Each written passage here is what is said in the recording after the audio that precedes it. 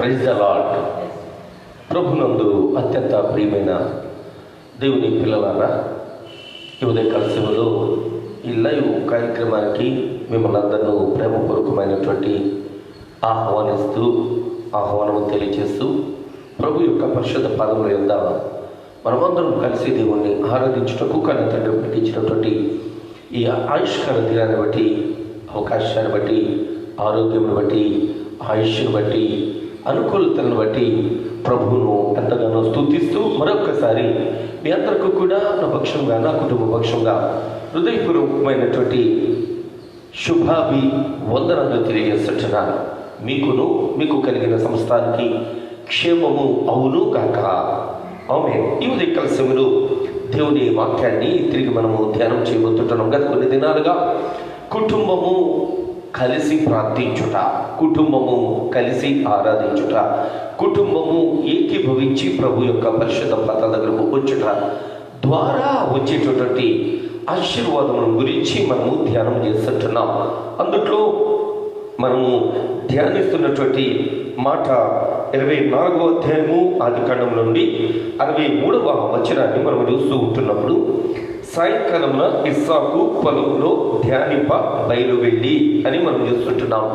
చూస్తూ ఇస్సాకు గారు ఎక్కడి నుంచి నేర్చుకున్నారు ఈ భక్తి ధ్యానించడం? ఒక యవనస్తుడిగా ఉన్నటువంటి ఇస్సాకు గారు ఎక్కడి నుంచి ఆయన ఇట్లాంటి దేవుని మాటలు, దేవుని పాదాలు వెతికే స్థితి నేర్చుకున్నారు అని మనం చూస్తుంటున్నప్పుడు, తండ్రి అయినటువంటి అబ్రహాం గారి దగ్గర నుంచి ఆయన నేర్చుకున్నారు అన్నట్లుగా మనము వాక్యాన్ని ధ్యానిస్తుంటున్నాము. అబ్రహాం గారి యొక్క భక్తి జీవితాన్ని మనము 18వ అధ్యాయము ఆదికాండం నుంచి మనము చూస్తూ ఉన్నాము. ఈ దినం వాక్యాన్ని ధ్యానించుకోబోతుంటున్నాం. అందుకన్నా మొదటిగా దేవుని వాక్యాన్ని మనము ఆలోచించి ముందట లేక ధ్యానము చేసే ముందట ఒక పాట పాడుకొని ప్రభు యొక్క వాక్యమును మనము ధ్యానం చేసుకుందాం. అందరికీ తెలిసినటువంటి పాట పాడుకొని దేవుని వాక్యాన్ని మనము ధ్యానం చేసుకుందాం. A.R. స్టీవెన్సన్ గారు రచించి పాడినటువంటి పాట జీవస్వరాలు పాటల పుస్తకం నుంచి 107వ పాట, మహోన్నతుడా మా దేవా సహాయకుడా యెహోవా అని పాట పాడుకుంటూ ప్రభువును ఆరాధించి వాక్యమును మనము ధ్యానం చేస్తున్నాం. మహోన్నతుడా మా దేవా సహాయకుడా యెహోవా, మహోన్నతుడా మా దేవా సహాయకుడా యెహోవా,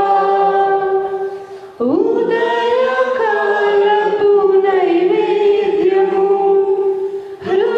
హృదయపూర్వక అర్పణము, ఉదయకాలపు నైవేద్యము హృదయపూర్వక అర్పణము, నా స్తుతి నీకేనయా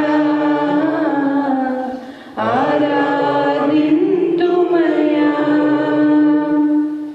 మా స్తుతి నీకేనయా ఆరాధింతుమయా,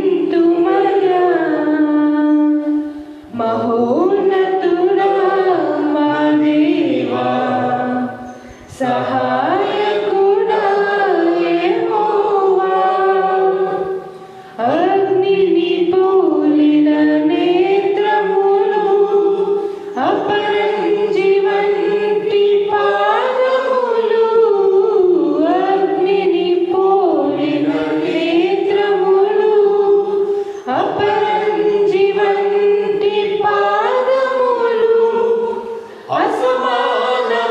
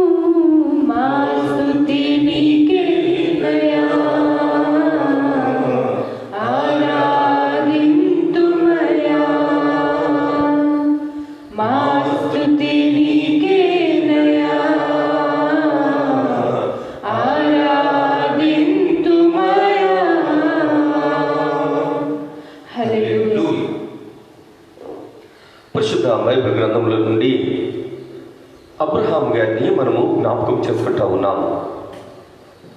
అబ్రహాం గారి యొక్క భక్తి జీవితము ఇస్సాకు గారిని పొలములోకి నడిపిస్తూ ఉంది, ప్రభువు పాదాల దగ్గరకు నడిపిస్తూ ఉంది.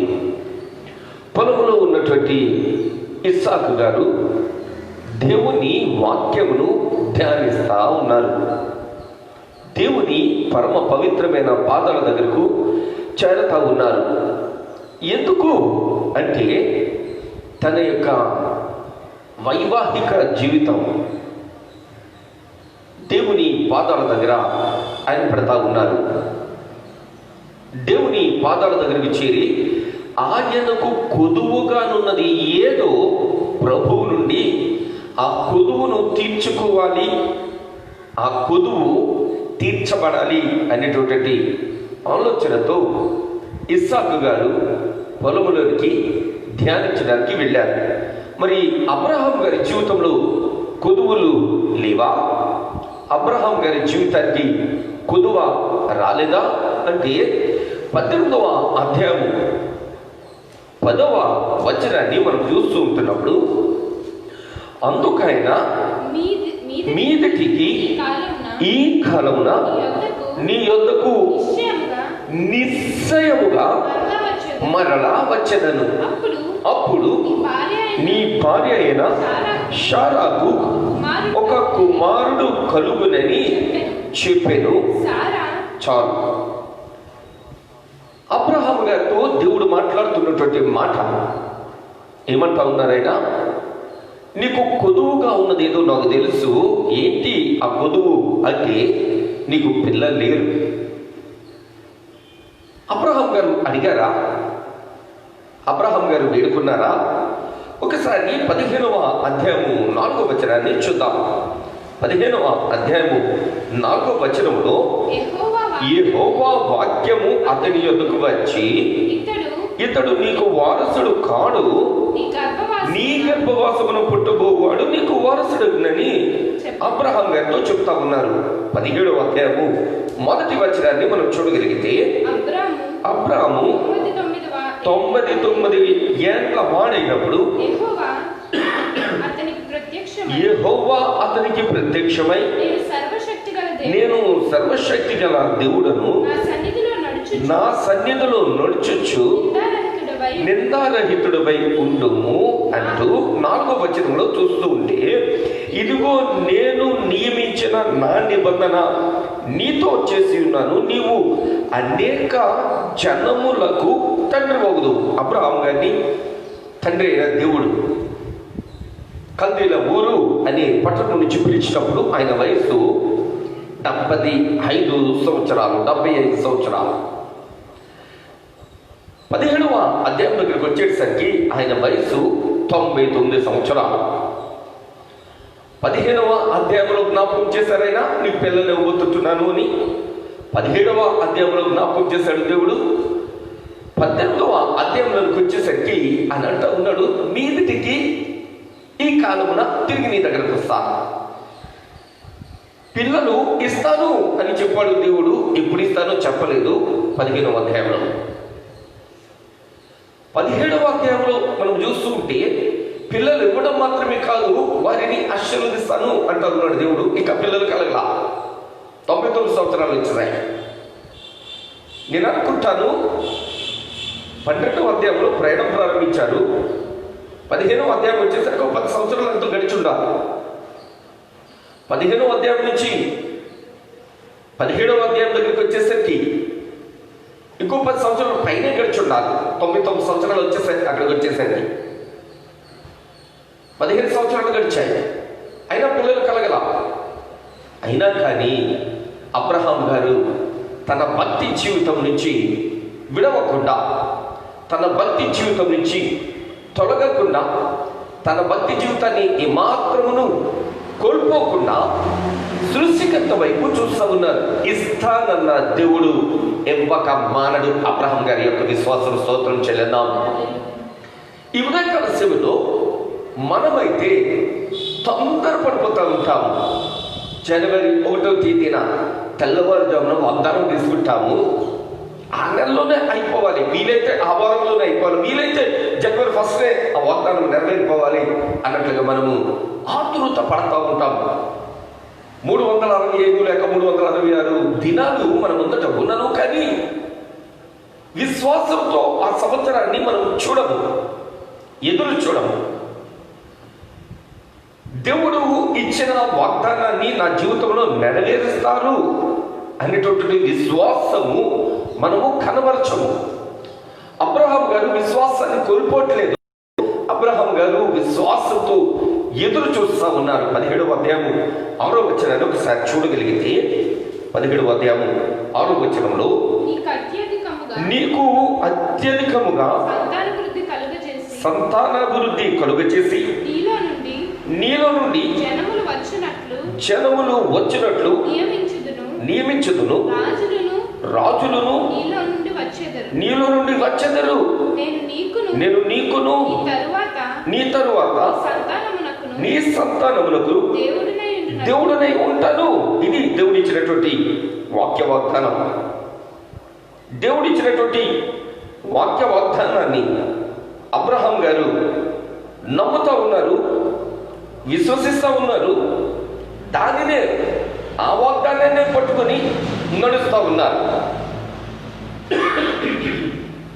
చాలా కాలం అయిపోయిన తర్వాత దేవుడు అబ్రహాం గారిని దర్శించడానికి వచ్చారు. వచ్చి రాగానే, మన ఇంట్లో నుంచి ఎవరైనా బయటికి వెళ్తే అలా వచ్చి రాగానే వాళ్ళ వైపు చూడము, వాళ్ళ చేతుల వైపు చూస్తాము. బయటికి వెళ్ళేటప్పుడు పలానా తెస్తా అన్నారు కదా, తెచ్చారా లేదా, టెన్షన్ తెచ్చారేమో ఇస్తారేమో అన్నట్లుగా ఉండదు మన విశ్వాసము. టెన్షన్ పడిపోతూ ఉంటాం. పట్టుకెళ్ళిన బ్యాగ్ కనపడకపోతే టెన్షన్ పడిపోతూ ఉంటాం. వెళ్ళిన వ్యక్తి పట్టి చేతులతో వస్తే తెచ్చారా లేదా చాలా టెన్షన్ పడుతూ ఉంటాం. ఇప్పుడు మనం ఆలోచన చేద్దాం. 17వ అధ్యాయంలో, నీకు సంతాన అభివృద్ధిని ఇస్తాను, నేను నీ సంతానానికి దేవుడినై ఉంటాను, నీ సంతానాన్ని అత్యధికంగా నేను ఆశీర్వదిస్తాను అని వాగ్దానం ఇచ్చినటువంటి దేవుడు 18వ అధ్యాయంలో దర్శించారు. వెంటనే అబ్రహాం గారు ఏం చేయాలి? పలకరించి, మరి అప్పుడు గత కాలంలో మీరు అన్నారు కదా, మరి ఆ వాగ్దానం ఏమన్నా అబ్రహాం గారికి ఇంకా ఆ వాగ్దానము పట్టించుకోవట్లే. ఇస్తానన్నాడు ఆయన, అది ఇస్తాడులే, తగిన కాలం మంది ఇస్తాడులే, ఎప్పుడు మంచిదో అప్పుడు ఇస్తాడులే అన్నట్లుగా ఆయన ఎదురు చూస్తా ఉన్నాడు. ఇస్తే ఇస్తారు, లేకుంటే ఆలస్యమైతే ఈ కసలస్యమైతే ఇస్తారు అన్నట్లుగా ఆయన ఉంటా ఉన్నారు. ఆ సమయంలో దేవుడే మాట్లాడుతూ ఉన్నారు. అద్భుతమైనటువంటి విందుని చేశారు. విందుని చేసిన తర్వాత 8వ వచనంలో మనం చూస్తూ ఉంటున్నాం. 8వ వచనంలో, తరువాత అతడు వెన్నను పాలను తాను సిద్ధం చేయించినటువంటి దూడను తెచ్చి వారి ఎదుట పెట్టి వారు భోజనము చేయించుండగా వారి యొక్క చెట్టు కింద నిల్చున్నాడు. ఒక సర్వర్ వలె నిల్చున్నాడు. ఆయన నిలిచి ఉన్నప్పుడు దేవుడు ఆయనతో మాట్లాడుతూ ఉన్నారు. వారతనితో, నీ భార్య అయిన శారా ఎక్కడున్నదని అడుగగా అతడు, అదిగో గుడారంలో ఉన్నదని చెప్పాను. అందుకైన మీదటికి ఈ కాలమున నీ వద్దకు నిశ్చయముగా మరలా వచ్చేదను. అప్పుడు నీ భార్య అయిన శారాకు ఒక కుమారుడు కలుగునని చెప్పెను. శారా ఆయన వెనక నుండిన గుడారపు ద్వారం ముందు వినుచుండెను. హల్లెలూయా. అబ్రహాం గారు ఒక్కడే వినలేదు ఈ మాట. తన ప్రియ సతీమణి, ఆహారమును ప్రభువు కొరకు సిద్ధం చేసినటువంటి తన ప్రియ సతీమణి దేవుని యొక్క ఉద్దేశాన్ని వింటా ఉంది. దేవుని కుటుంబమా, ఈ ఉదయకాల సేవలో నీవును నీ కుటుంబము దేవుని మాటలు వినాలి. దేవుని మాటలు వినిన వాక్యాన్ని విశ్వసించాలి. విశ్వసించిన వాక్యాన్ని నెరవేరే వరకు కూడా స్థిరంగా ప్రభు కొరకు ఎదురు చూడాలి. ఆయన నమ్మదగిన దేవుడు, ఆయన నెరవేర్చుటకు శక్తి కలిగిన దేవుడు. మన దేవుడు స్తోత్రం చెల్లిదాం. అబ్రహాం గారిని 75 సంవత్సరాల వయసులో పిలిచారు దేవుడు. అబ్రహాం గారు దేవుని మాటను నమ్మారు, విశ్వసించారు, ప్రయాణం చేస్తా ఉన్నారు. ఓ దినాన్ని దేవుడు దర్శించడం చూసే అద్భుతమైనటువంటి విందును దేవునికి సిద్ధపరిచి దేవుని ముందట పెట్టి మౌనంగా ఎదురు చూస్తుంటే దేవుడు ఆయన ఇచ్చిన వాగ్దానాన్ని తిరిగి ఆయన జ్ఞాపకం చేసుకుని, ఇక నువ్వు ఇంతవరకు వేచున్నావు, చాలు, నేను నీకు ఇచ్చినటువంటి వాగ్దానాన్ని నెరవేర్చుకుంటున్నాను. మీదటికి వచ్చేసరికి షారా ఒడిలో చక్కనైనటువంటి బాబును పెట్టుకుని ఉంటాని ఆయన స్కాన్ చేస్తారు. మొదటిగానే ఏ బిడ్డ పోతా ఉందో ఆయన తెలియజేస్తా ఉన్నారు. షారాకు ఒడిలోనికి చక్కనైనటువంటి బిడ్డను నేను పంపించబోతుంటున్నాను అని దేవుడు చెబుతుంటున్నారు. ఇక్కడ నేను మీకు ఒక విషయాన్ని జ్ఞాపకం చేయడానికి ఇష్టపడుతూ ఉన్నాను. దేవుడు వాక్య వాగ్దానం మన జీవితంలో నెరవేరాలి అంటే దేవుడు మెచ్చే విందును మనము ఆయనకు అర్పించాలి. దేవుడు మెచ్చే విందంటే అద్భుతమైనటువంటి ఫోటో పెట్టి, ప్రార్థన ఫోటో పెట్టి, చక్కనైనటువంటి పలహారాలు, లేకుంటే వచ్చిన వాళ్ళందరికీ మంచి భోజనాలు కానే కాదు. మత్తయి శుభవార్తలో యేసు క్రీస్తు ప్రభువు వారు మనకు బోధిస్తున్నటువంటి అద్భుతమైనటువంటి విషయం మనం చూద్దాం. ఇప్పుడు మత్తయి శుభవార్తలో 25వ అధ్యాయము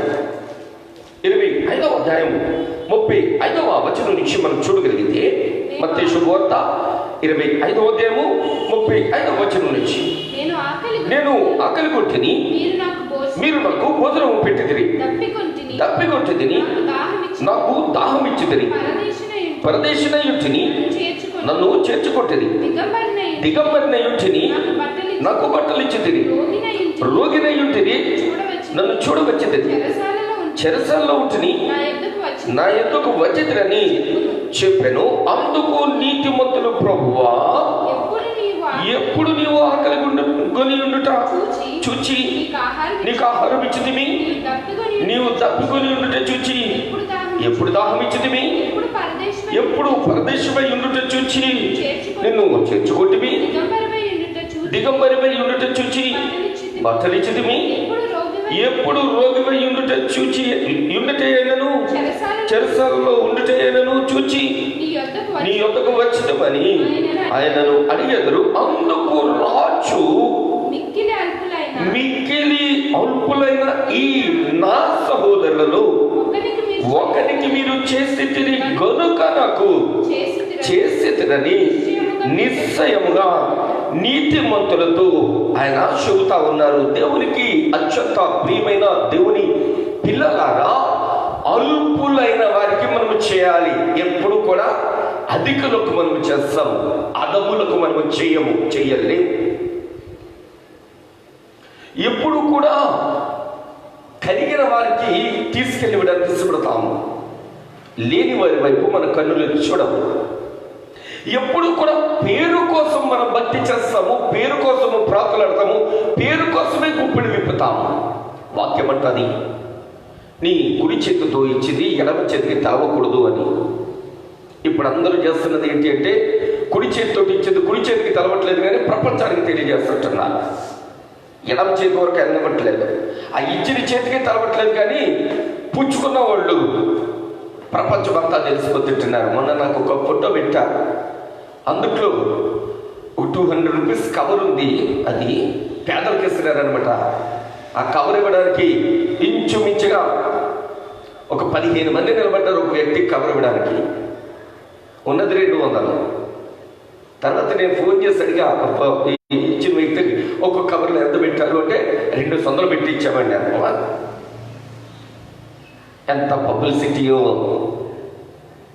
మ్యాటర్ చాలా తక్కువ ఉంటుంది, పబ్లిసిటీ చాలా పీక్గా ఉంటుంది. ఈ ఉదయం ఆలోచన చేయండి. ఈ ఉదయం దేవుని వాక్యం దగ్గర హృదయం అనే తలుపు తెరచి దేవుని వాక్యాన్ని విని వాక్యానుసారమైనటువంటి భక్తి చేస్తుంటున్నావా లేదా గమనం చేసుకోవడానికి.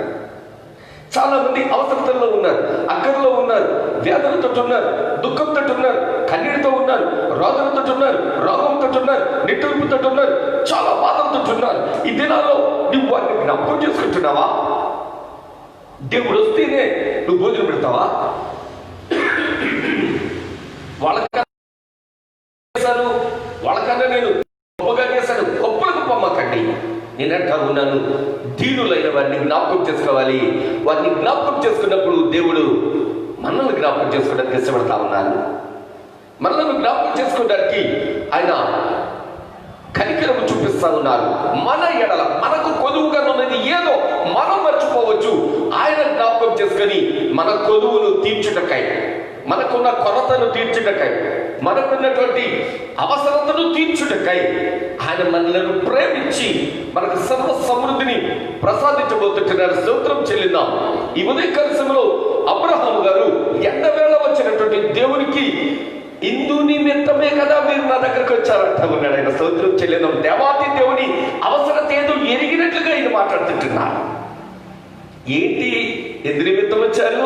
మీరు నాకు ఆకలేసిన దగ్గరికి వచ్చారు, నాకు తెలుసులే అంటున్నారు. అబ్రహాం గారిని ఎంత ఎంత హృదయపూర్వకమైనటువంటి భక్తి ఆలోచన చేయండి, ఎంత ప్రేమ కలిగిన భక్తి ఆలోచన చేయండి, ఎంత అమాయకమైనటువంటి భక్తో, ఎంత శ్రేష్టమైన భక్తో ఆలోచన చేయండి. దేవుని అంతా ఉన్నాడు అబ్రహాం గారు. ఇందు నిమిత్తమే కదా మీరు దగ్గరకు వచ్చారు. 5వ వచనం చివరిలో మనం చూస్తుంటున్నాం. దేవునికి అత్యంత ప్రియమైన దేవుని పిల్లలారా, ఈ ఉదయకాల సమయంలో మనకు ఆయుష్ను, ఆరోగ్యమును, అనుకూలతను, ఆశీర్వాదమును అనుగ్రహించిన దేవుడిని మనము ఆయన మెచ్చే భక్తి మనం చేయగలిగితే మనకు అవసరమైంది ఏదో సఫిషియెంట్ గా, సమృద్ధిగా ఆయన అనుగ్రహించడానికి సిద్ధంగా ఉన్నారు. ఇక్కడ మనం చూస్తుంటున్నాం, దీన్ని అడగల ఆయన తిరిగి ఆయన ఇచ్చినటువంటి వాక్య వాగ్దానాన్ని జ్ఞాపకం చేసుకుని ఆయన అంటూ ఉన్నటువంటి శ్రేష్టమైన మాట ఏంటి అంటే కనుక, నిశ్చయముగా మరల వస్తాను, నీ భార్య అయిన శారా ఒక కుమారుడు కలుగునని చెప్తా ఉన్నారు. 11వ వచనం మనం చూస్తుంటున్నాం. అబ్రహామును శారయును బహు కాలము గడిచిన వృద్ధులై ఉండి స్త్రీ ధర్మము శారాకు నిలిచిపోయెను.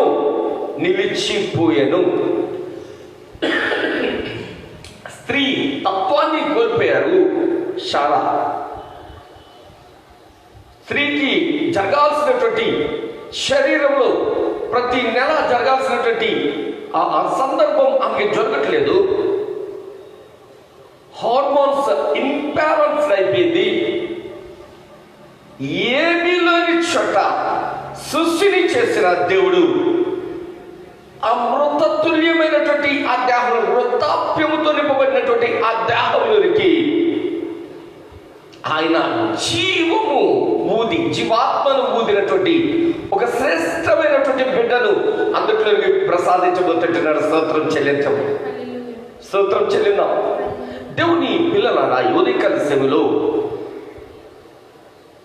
మనకు ఎప్పుడైతే ఇక నా వల్ల కాదు ప్రభువా అని ఆయన వైపు చూస్తామో, ఇది నా వల్ల కాదు నాయనా అని ఆయన సహాయం కొరకు చూస్తామో, తప్పగా ఆయన సహాయం చేయడానికి సిద్ధంగా ఉన్నారు. అందుకే అనుభవపూర్వకంగా మోషే గారు రాసినటువంటి 121వ సంకీర్తన 1వ వచనములు అంటారు, కొండల తట్టు నా కన్నులు తెచ్చున్నాను, ఎందుకో సహాయం కొరకు. నేను చేయగలిగింది నేను చేస్తా, చెయ్యలేని దినాన నా కొండైనటువంటి యెహోవా వైపు నేను చూస్తా. ఆయన భూమి ఆకాశాలు సృజించాడు కనుక. దేవుని పిల్లలారా, ఈ ఉదయకాల సమయంలో అబ్రహాం గారి యొక్క అవసరత, అబ్రహాం గారి యొక్క కుటుంబపు అవసరత ఎరిగిన దేవుడు వారిచ్చిన విందును స్వీకరించిన తర్వాత వారితో అంటూ ఉన్నాడు, 1 year ఆగు అబ్రహాం, శారా ఒడిలో చక్కని బాబుతో నీ ముందట కూర్చుంటాను, నేను కూడా వస్తాలే, నేను చూస్తాలే ఆ సన్నివేశాన్ని అని దేవుడు వారితో మాట్లాడుతూ ఉన్నారు. ముగింపులకు వస్తుంటున్నాం. 14వ వచనం యెహోవాకు అసాధ్యమైనది ఏదైనాను ఉన్నదా?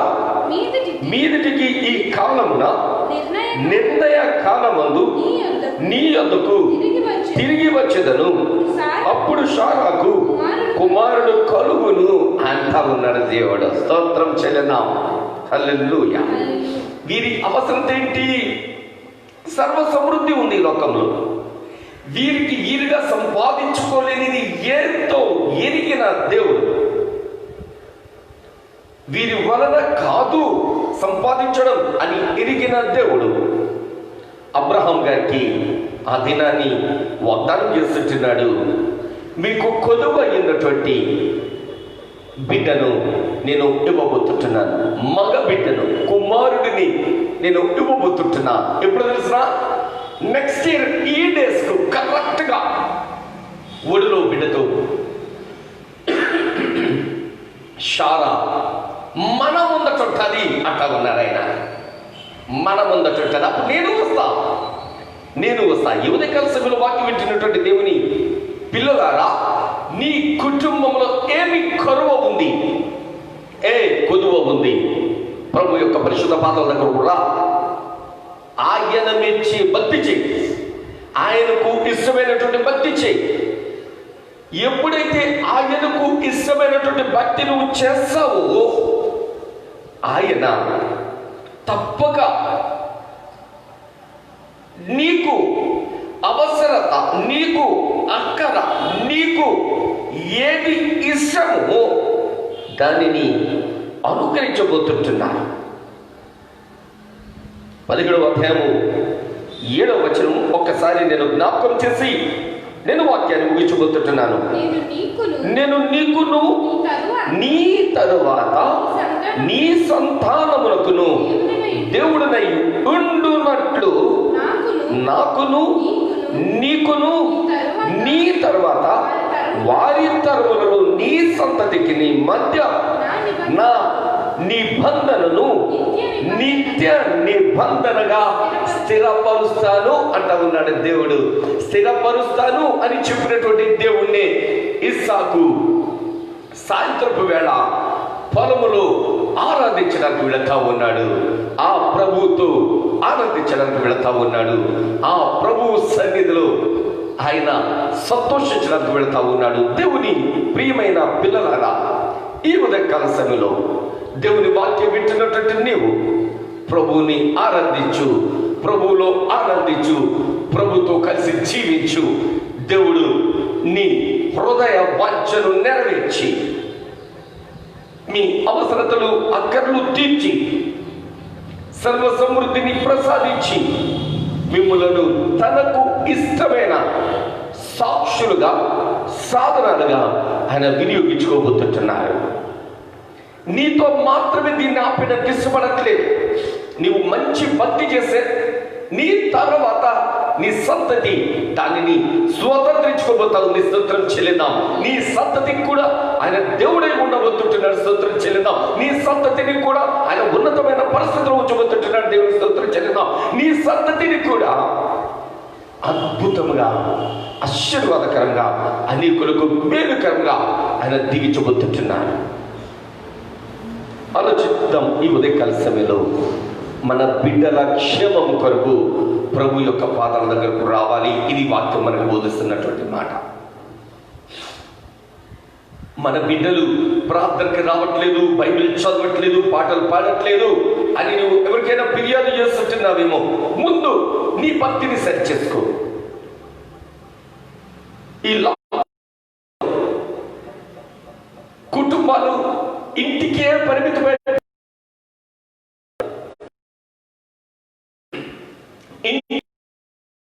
కుటుంబాలు ప్రభు పాదాల దగ్గరకు రాగలిగితే, ప్రభు పాదాల పట్టి ప్రభు పాదాల పట్టగలిగితే, ప్రభు పాదాలు అర్థించగలిగితే, ప్రభు ఆరాధించ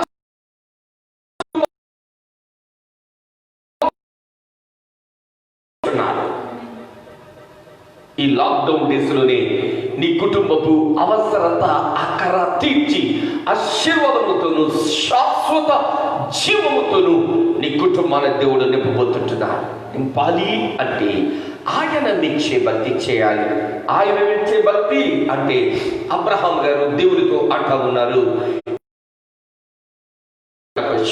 ఈ ఉదయకాల సమయంలో దేవుడు మనతో మాట్లాడుతూ ఉన్నారు.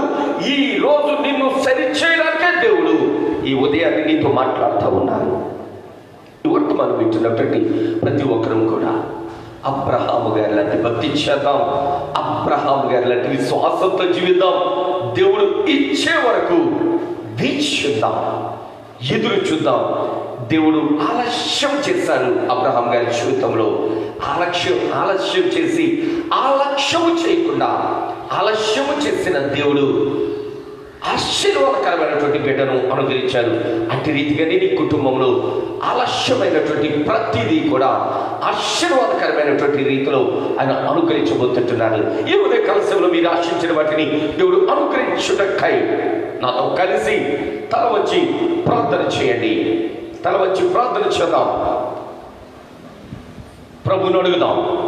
దేవా, అబ్రహాం గారిని జ్ఞాపకం చేసుకున్న దేవా, అబ్రహాం గారిని జ్ఞాపకం చేసుకోవడం మాత్రమే కాదు, వారి కొదువైన దాన్ని అనుగ్రహించడం దేవా. కొదువైన దాన్ని అనుగ్రహించడం మాత్రమే కాదు, అనుగ్రహించిన వాటిని మీకు అనుకూలముగా స్థిరపరచడం దేవా.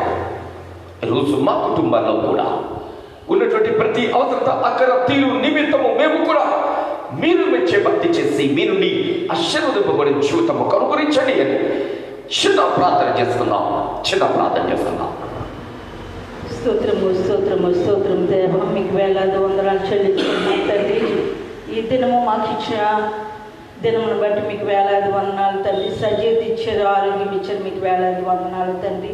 మీ మాట వలన, మీ మాట చొప్పున మేము బ్రతుకుతున్నాము తండ్రి. ప్రభ తండ్రి, అబ్రహాముకి ఉన్న తండ్రి ప్రభ విశ్వాసము, నిరీక్షణ మాకు దయచేయండి తండ్రి. ప్రభ నిరీక్షణతో బ్రతుకు మాకు దయచేయండి నాయన తండ్రి. అలాగే తండ్రి, ఆదివారం నాడు తండ్రి మాతో కలిసి తండ్రి కుటుంబ ఆరాధన జరిపిన బిడ్డలందరినీ ఒకసారి జ్ఞాపకం చేసుకోమని బ్రతుకు నడుపుకుంటున్నాం తండ్రి. వారి అక్కర్లను తీర్చమని బ్రతుకు నడుపుకుంటున్నాం తండ్రి. మరి ముఖ్యంగా తండ్రి ప్రభ లైవ్లో వచ్చిన బిడ్డలను ప్రత్యేకంగా ఆశీర్వదించండి. వారి పనులన్నీ తండ్రి ప్రభ పక్కన పెట్టి తండ్రి ప్రభ ఈ వాక్యాన్ని వినిచుండగా తండ్రి ప్రభ మరింత విశ్వాసం వీటి ద్వారా విశ్వాసం కలుగును కనుక తండ్రి ప్రభ విశ్వాసమును కలిగించమని బ్రతిమాడుకుంటాం తండ్రి. అలాగే తండ్రి ఈ కరోనా వైరస్ని తొలగించమని బ్రతిమాడుకుంటాం తండ్రి ప్రభ.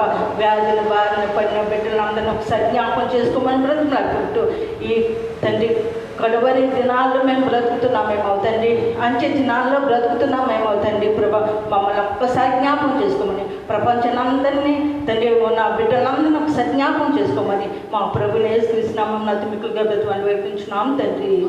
ఆమేన్. మన పరమ తండ్రి అయిన దేవుని ప్రేమ, ఆ ప్రేమను పంచుటకు మనుష్య కుమారులుగా ఈ భూమికి అరుదించిన యేసు క్రీస్తు ప్రభువు వారి యొక్క కృప సత్య సంపూర్ణునిగా ఉదయకాల సమయంలో వాక్యముతో ఉదక స్నానము చేయించినటువంటి పరిశుద్ధాత్మ దేవుని యొక్క నిత్య అన్యోన్య సహవాసము, కాపుదల, భద్రత, సంరక్షణ, వాక్యము విని వాక్యానుసారంగా జీవించడానికి తీర్మానం చేసుకున్నటువంటి ప్రతి బిడ్డకు, కుటుంబానికి సర్వదా సమస్త విషయాల్లో తోడండి. ఆరోగ్యంతో, ఆశీర్వాదంతో, అభివృద్ధితో, అభిషేకంతో నింపి బలపరిచి నడిపించును కాక. ఆమేన్, ఆమేన్, ఆమేన్. అందరికీ వందనాలు.